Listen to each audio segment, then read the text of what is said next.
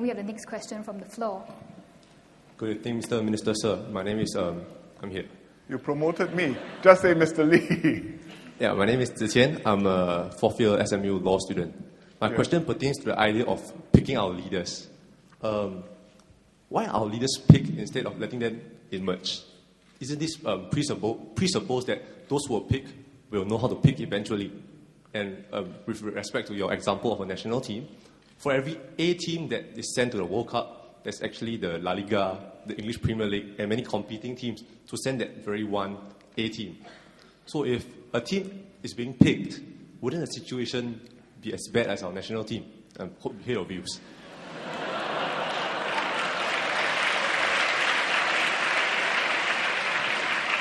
I don't want to say anything about our national football team. But notwithstanding the travails of the national football team, other countries only have one national football squad. And they win the World Cup from time to time. Why do we have to pick leaders? We cannot pick leaders. I cannot say who my successor will be. My predecessor didn't pick me. But what I can do is to make sure that I bring into the net a group of people, half a dozen, maybe 10, who show promise, have talent, and hopefully amongst them will develop someone whom the rest will acknowledge to be their leader. If it doesn't, then they'll have to work in a different way, but group dynamics are such. You have a group of people, after some time they work with one another. Either they acknowledge one leader or they cannot work together and it breaks up. And we have to hope that it works together, and I think, looking at the people, they will work together. Is it guaranteed? No. If I leave it to emerge from the bottom, as you described, magically, will the magic always work? I very much doubt that. If I didn't invite people to tea, how many people will stand up and say, I want to be part of this? And of those who stand up, how many will actually be the best candidates for the jobs which you are looking for? I think there are very few countries who do it like Singapore, so your question is a very reasonable one. The only other country which does it, something similar to us, is China. No, in all seriousness, is China, because they have a system where they got the key people all over the country kept track of by the 中组部, Central Organization Department. It's a super powerful PSD. And in principle, at least, they know where you are, a few thousand cadres all over China. They track you, they develop you, and eventually, by some process of consultation, they come to a consensus, or maybe there's some tussle internally which we don't know, and they say, okay, next leader, probably Xi Jinping, next premier, probably Li Keqiang. And more than 5 years before that, you already see the faces coming, and they are being prepared. They travel the world, they make speeches, they go to Davos, and they maximize the chance that when the person comes into the position, he knows what he is doing. And the Americans don't do that. They have a campaign. Obama came from nowhere. No, I don't mean that in a good or a bad sense, but just a description that he came from nowhere. Nobody really knew him as a plausible, quick candidate. They expected him to lose to Hillary Clinton in the primaries, but he won. He swept the country. He became a president. You've also had bad presidents in America.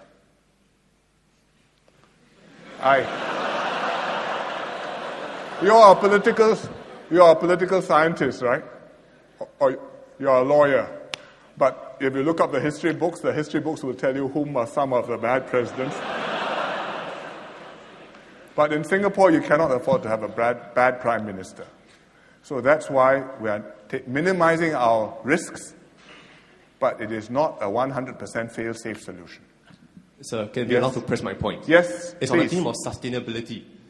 Which is more risky? To leave it to hope for the people who are picked, or something that is organic and emerged? You have to pour a lot of water to make your organic plants grow. It doesn't grow by itself. It doesn't emerge automatically. And if what does emerge automatically will not necessarily be the best person or the best solution.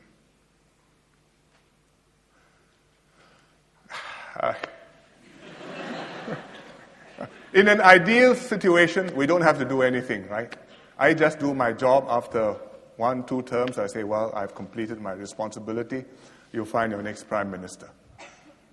Where does he emerge from? At that point, and he comes and say, well, like Jimmy Carter. Jimmy Carter emerged also from nowhere. He said, hi, I'm Jimmy Carter. I'm a peanut farmer, and I'm running for president. And this was after Watergate, and he became president. And many consequences followed that. Now he's a very distinguished ex-president, but when he was a president, the world held its breath. Sir, yes, exactly that. And USA is still around and functioning as a superpower and because of something sustainable. Singapore is like USA as a superpower. I take a point. Thank you, sir. Thank you very much, PM Lee.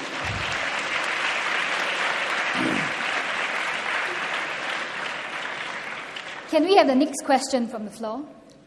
Good evening, Mr. Lee. My name is Yin Hua. I'm a 4th-year student I'm an engineering major from NUS. So just like many of the people in the audience, I serve my NS. When I graduate this year, I'll be paying taxes. But I guess the main difference from everyone over here is I come from a SMC, a constituency, where the majority of my fellow people in my constituency decides to pick a Teochew Nang that doesn't wear the white uniform. So my question is basically, why are we being penalized for our choice of MP? How are you penalized? So when it comes to upgradings, what is being told to us is that we do not have the funds to actually go ahead with lift upgradings as well as shelters to the bus stops. When I look over across the road to Aljunied GRC, they have everything. Loh Tia Kiang says he has no difficulty funding the lift upgrading program. No, my question is... But your question is, why is the opposition ward not treated at least as good as and maybe even better than the PAP ward? And the answer is that there has to be a distinction because the PAP ward supported the government and the policies which delivered these good things. All the basics apply to everybody. Your roads, your trains, your houses, your schools, your hospitals, your security and defense. But the extras, which comes down to the upgrading programs, it's a national program, but between the people who voted and supported the program and the government and the people who didn't, I think if we went and put yours before the PAP constituencies, it would be an injustice. So, having said that, can I pay less taxes and maybe take 1 or 2 years off my NS?